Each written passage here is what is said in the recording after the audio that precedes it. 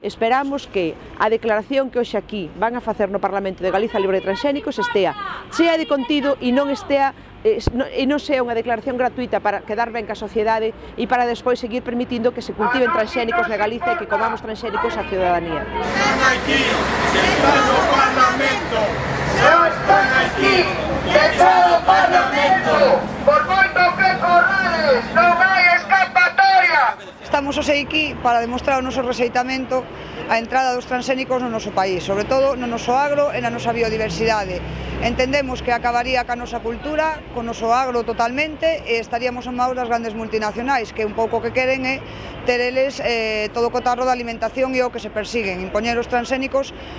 simplemente para ter un maior ingreso económico e maior control sobre a poboación mundial. Que a democracia non é só votar cada X tempo, é tamén que todas as capas sociales teñan acceso a alimentación de calidade en igualdade de condicións en todas as capas sociales e a precios asequibles por todos.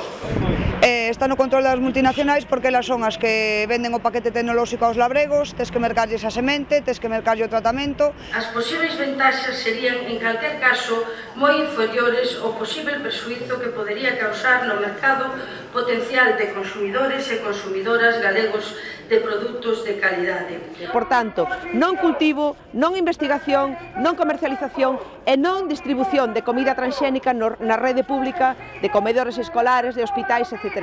Por un lado, a necesidade de preservar a nosa biodiversidade, de preservar os nosos cultivos da posible contaminación de organismos xenéticamente modificados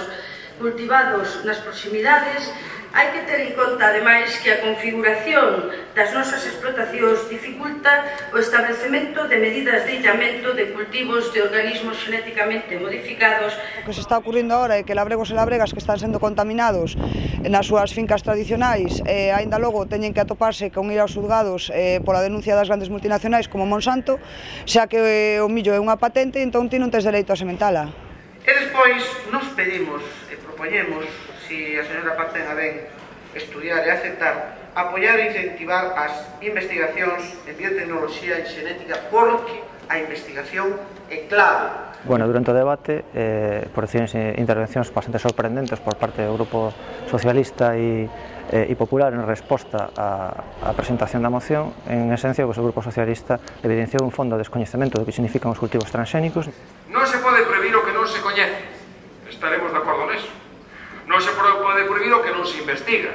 estaremos de acordo. Non se pode prohibir o que non está contrastado científicamente, supoño que estarán ustedes de acordo. Non se pode prohibir aquilo do que non se informa previamente á cidadanía. E por parte do Partido Popular, pois tamén o que se evidenciou é un grave descoñecemento do que significan os cultivos transxénicos, dos riscos certos para a saúde e para o medio ambiente que comportan. Cando existan estudios avalados científicamente e cando se proceda a dar información sobre eles, sobre os estudos, e cando neles se demostre que hai perigo para a saúde animal ou a humana, será o momento de prohibir efectivamente todo tipo de cultivos que vayan contra a saúde animal ou a humana. Que o Parlamento galego non pode quedar á marxe dun debate que se está dando con moita intensidade en todo o mundo, pero que tamén se está dando con moita intensidade na sociedade galega, e que desde logo a nosa posición é que desde o Parlamento debemos contribuir a ese debate e debemos contribuir sobre todo a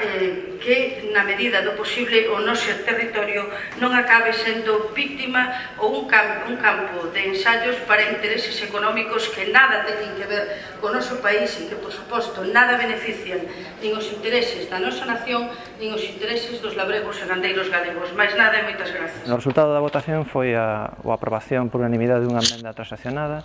donde, por desgraza, se caeu a declaración de Galiza como zona libre de transxénicos e a inclusión na rede de rexións europeas declaradas zonas libres de transxénicos. Non figura especificamente esta declaración como nós queríamos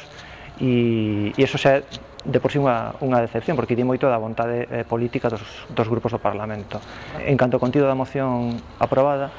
se apontan dúas medidas positivas no senso de incentivar a produción de auga gandeira e de garantir a máxima información e trazabilidade dos produtos transxénicos para o agricultor e o consumidor, pero se introduce